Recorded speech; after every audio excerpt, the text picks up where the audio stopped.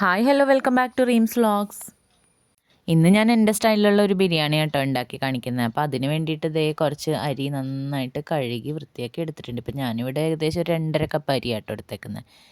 എന്നിട്ട് പിന്നെ വേറൊരു പാത്രത്തിൽ കുറച്ചധികം വെള്ളം ഒഴിച്ചിട്ട് അതിൽ പട്ട, ഗ്രാമ്പു, ഏലക്കായ ഇതെല്ലാം കൂട്ടിയിട്ട് നല്ലോണം തിളപ്പിച്ചു. അങ്ങനെ അത് തിളച്ച് വരുന്ന സമയത്ത് നമ്മൾ നേരത്തെ കഴുകി വെച്ചേക്കുന്ന അരിയും കൂടി അതിലേക്ക് ഇട്ട് കൊടുത്തു. അപ്പോൾ ചുവട് കട്ടിയില്ലാത്ത പാത്രമാണെങ്കിൽ ഇളക്കി കൊടുക്കാൻ വേണ്ടി മറന്നു പോകരുത് കേട്ടോ. അപ്പോൾ അടി പിടിക്കാൻ സാധ്യതയുണ്ട്. അങ്ങനെ ഒരു 10-20 മിനിറ്റിന് ശേഷം നോക്കിയപ്പോൾ ഒരു 3/4 ഭാഗം വേവായിട്ടുണ്ട് അരി. അപ്പം നമുക്കിനി അത് കോരി മാറ്റി വയ്ക്കാം.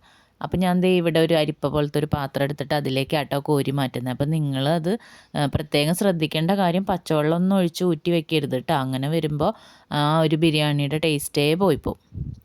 അപ്പോൾ അത് മനസ്സിൽ എപ്പോഴും വെച്ചോളൂ. പിന്നെ നമുക്ക് ആവശ്യമുള്ള മെയിൻ ഇൻഗ്രീഡിയൻ്റാണ് ഒണിയൻ. അപ്പോൾ അത് ആവശ്യത്തിലധികം എടുത്തിട്ട് ചെറുതായി നീളത്തിൽ അരിയുക. പിന്നെ ഒരു പാൻ എടുത്തിട്ട് അതിലേക്ക് ഓയിൽ ഒഴിച്ചിട്ട് അതൊന്ന് നല്ലോണം സോട്ട് ചെയ്തെടുക്കുക. പിന്നെ അതിൽ ഉപ്പിടാൻ മറന്നു പോകണ്ട കേട്ടോ. പിന്നെ ഇടേണ്ടത് നമുക്ക് ഇഞ്ചി, വെളുത്തുള്ളി, പച്ചമുളക് അതൊക്കെ ചതച്ചിട്ടുള്ളൊരു പേസ്റ്റാണ് കേട്ടോ. അപ്പോൾ അതും കൂടി ഇട്ട് കൊടുത്തിട്ട് ഒന്ന് വഴറ്റുക. പിന്നെ അതിലേക്ക് നമുക്ക് 2 വലിയ തക്കാളി ചെറുതായി അരിഞ്ഞതും കൂടി ആഡ് ചെയ്ത് കൊടുക്കണം കേട്ടോ. പിന്നെ അതിലേക്ക് മഞ്ഞൾപ്പൊടി, മല്ലിപ്പൊടി, ഗരം മസാല ഈ 3 സാധനങ്ങൾ മാത്രമേ ചേർക്കുന്നുള്ളൂ. അപ്പം നമ്മൾ നേരത്തെ പച്ചമുളക് ആവശ്യത്തിന് എരിവിന് ചേർക്കുന്നുണ്ട്. അതുകൊണ്ട് തന്നെ നമ്മളിതിൽ മുളക് പൊടി ചേർക്കില്ല. പിന്നെ അത് നന്നായിട്ട് വഴറ്റി ഈ ഒരു പരുവത്തിലാവണ സമയത്ത് നമുക്ക് കുറച്ചധികം മല്ലിയിലയും കൂടി അതിലേക്ക് ഇട്ട് കൊടുത്തിട്ട് ഒന്നും കൂടി നല്ലോണം വഴറ്റിയെടുക്കാം കേട്ടോ. പിന്നെ അതിലേക്ക് നമുക്ക് യൂസ് ചെയ്യേണ്ടത് തൈരാണ്. അപ്പോൾ ഇത്തിരി പുളി ഇരുന്നോട്ടെ, അപ്പോഴാണ് ആ ഒരു ടേസ്റ്റ് ബാലൻസ് ചെയ്യാൻ പറ്റുള്ളൂ. അപ്പം നമ്മളിത് തൈരിട്ടു, അതിലേക്ക് ചിക്കൻ കഷ്ണങ്ങളും കൂടി പറക്കിയിട്ടിട്ട് അതിലേക്ക് പിന്നെ ആവശ്യത്തിന് ഉപ്പ്, നേരത്തെ ഉപ്പ് ഇട്ടിട്ടുണ്ട് സവോളയിൽ, അപ്പം നോക്കിയിട്ട് ഇട്ട് കൊടുത്താൽ മതി. എന്നിട്ട് നല്ലോണം ഇളക്കി അങ്ങ് മൂടി വെച്ച് വേവിച്ചെടുക്കുക. അപ്പോഴേക്കും നമുക്കൊരു സാലഡും കൂടി മേക്ക് ചെയ്യാം. അപ്പോൾ അതിന് വേണ്ടിയിട്ട് കുക്കുംബർ കുരു കളഞ്ഞ് നല്ലോണം അരിഞ്ഞെടുത്തിട്ടുണ്ട്. പിന്നെ അതിലേക്ക് ഒരു സവോള കുരുന്ന് അരിഞ്ഞെടുത്തു. ഇനി നമുക്ക് അതിലേക്ക് തക്കാളിയും കൂടി ഇടണം. അപ്പോൾ തക്കാളിയും കുരുവൊക്കെ കളഞ്ഞിടാൻ ശ്രദ്ധിച്ചോളൂ. അങ്ങനെ തക്കാളി ഇട്ട് കൊടുത്തു. ഇനിയിപ്പോൾ ക്യാരറ്റ് അരിഞ്ഞതുണ്ടെങ്കിൽ അതും കൂടി ഇട്ട് കൊടുക്കാം. പിന്നെ ഇതിപ്പോൾ ക്യൂബായിട്ട് അരിയണമെന്നൊന്നുമില്ല. ഇപ്പോൾ നിങ്ങളുടെ കയ്യിൽ വല്ല ചോപ്പറൊക്കെ ഉണ്ടെങ്കിൽ അതിൻ്റേതായ രീതിയിൽ നല്ല ഭംഗിയിലൊക്കെ അരിഞ്ഞെടുക്കാം. അപ്പോൾ എൻ്റെ കയ്യിൽ ചോപ്പറില്ല, അതുകൊണ്ടാണ് ഞാൻ ഇങ്ങനെയൊക്കെ ചെയ്തത്. പിന്നെ ലാസ്റ്റ് നമുക്ക് പുളിക്ക് വേണ്ടിയിട്ട് കുറച്ച് തൈരും, പിന്നെ ഒരു കാര്യമുള്ളത് ഉപ്പ്, അത് മറന്നു പോണ്ട. അതും കൂടിയിട്ട് നല്ലോണം ഇളക്കി അങ്ങ് വെച്ച് കഴിഞ്ഞാൽ നമ്മുടെ സാലഡെന്നോ കച്ചമ്പറെന്നോ വിളിക്കണൊക്കെ സാധനങ്ങൾ റെഡിയായി. പല നാട്ടിലും പല പേരാണല്ലോ ഓരോ സാധനങ്ങൾക്ക്. അപ്പോൾ ഞങ്ങൾ ഇവിടെ തൈര് ഒഴിച്ചിട്ടുള്ള ഒരു വെജിറ്റബിൾ സാലഡ് എന്നൊക്കെയാണ് ഞങ്ങൾ പറയണത്. അത് കഴിയുമ്പോൾ നമുക്ക് ബിരിയാണി ഒന്ന് ദമ്മിടാൻ വേണ്ടിയിട്ട് ആദ്യം തന്നെ ഒരു നല്ല ദോശപ്പാൻ അടിയിൽ വയ്ക്കുക. അതിൻ്റെ മുകളിൽ ഞാനിപ്പോൾ ഈ ചിക്കൻ ഉണ്ടാക്കിയ പാത്രത്തിൽ തന്നെയാണ് കേട്ടോ ചെയ്യുന്നത്. അപ്പം ഞാൻ കുറച്ച് ചിക്കൻ ഒരു പാത്രത്തിലേക്ക് കോരി അവിടെ എടുത്ത് വെച്ചിട്ടുണ്ട്.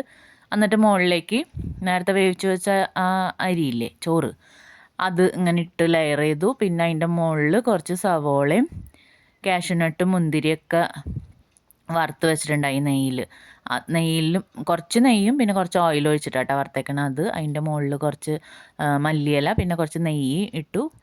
പിന്നെ അതിൻ്റെ മുകളിൽ ചിക്കൻ ഇട്ടു. പിന്നെ അതിൻ്റെ മുകളിൽ വീണ്ടും ചോറ് ലെയർ ചെയ്തു. സെയിം പ്രോസസ്സ് തന്നെ. പിന്നെ അതിൻ്റെ മുകളിൽ അത്യാവശ്യത്തിലധികം നെയ്യ് ഒഴിച്ചു കൊടുത്തിട്ടുണ്ട്. കാരണം നമ്മൾ വേറെ നെയ്യ് യൂസ് ചെയ്തിട്ടില്ലല്ലോ.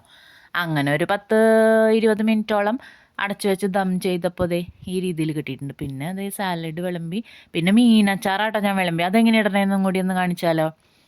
അപ്പോൾ ഇത് കുടുതയാണ് കേട്ടോ, മീൻ കുടുത, കേര എന്നൊക്കെ പറയും. അപ്പം ഞാൻ അത് ചെറിയ കഷ്ണങ്ങളാക്കി അരിഞ്ഞ് മഞ്ഞൾപ്പൊടിയും ഉപ്പും തേച്ച് തലേദിവസം വെച്ചിട്ടുണ്ടായിരുന്നു. അപ്പോൾ എന്നിട്ട് ഇനി ഒരു പാൻ എടുത്തോ, അതിലേക്ക് നല്ലെണ്ണ ഒഴിച്ച് ചൂടാവുമ്പോൾ കടുക് ഇടുക. പിന്നെ ഇഞ്ചിയും വെളുത്തുള്ളിയൊക്കെ ആവശ്യത്തിന് ഇട്ട് കൊടുത്തിട്ട് അതൊരു ഗോൾഡൻ ബ്രൗൺ ആവണ വരെ ഇളക്കി കൊടുക്കുക. ഒരുപാടങ്ങ് ഗോൾഡൻ ബ്രൗൺ ആവണ്ട കേട്ടോ, ഒരു മിനിമം ബ്രൗൺ ആകുമ്പോഴത്തേക്കിനും പിന്നെ മഞ്ഞൾപ്പൊടി, മുളക് പൊടി, കായംപൊടി, ഉലുവപ്പൊടി ഇത്രയും സാധനങ്ങൾ ഇട്ട് ഇളക്കി കരിഞ്ഞു പോകാണ്ട് നോക്കിക്കോളൂ. എന്നിട്ട് അതിലേക്ക് നേരത്തെ വറുത്ത് വെച്ചേക്കുന്ന മീനും കൂടി ഇട്ട് ഇളക്കി കൊടുക്കുക. അപ്പോൾ ഇനി നമുക്ക് കുറച്ച് ചാറ് വേണ്ടേ. അപ്പോൾ അതിൻ്റെ ഇടയ്ക്ക് നമുക്ക് ഉപ്പിട്ട് കൊടുക്കണം കേട്ടോ, അത് മറന്നു പോരുത്. ആദ്യം കുറേശ്ശെ ഇട്ട് കൊടുത്താൽ മതി, പിന്നെ ഉപ്പ് കുറയുന്നതിനനുസരിച്ച് നമുക്ക് ചേർത്ത് കൊടുത്താൽ മതി. പിന്നെ ചാറിന് വേണ്ടി നമുക്ക് കുറച്ച് വിനാഗിരി ഒഴിച്ചു കൊടുക്കാം കേട്ടോ. പിന്നെ ഇനി വിനാഗിരിയുടെ പുളി നോക്കിയിട്ട് ഭയങ്കര പുളിയായി ചാറ് കുറവാണെങ്കിൽ നമുക്ക് ചൂടുവെള്ളം ഒഴിച്ചു കൊടുത്താലും മതി. എന്നിട്ട് നന്നായിട്ട് തന്നെ തിളപ്പിച്ചെടുക്കുക. അപ്പോൾ വീഡിയോസ് ഇഷ്ടമായി സബ്സ്ക്രൈബ് ചെയ്യാൻ മറന്നു പോകല്ലേ.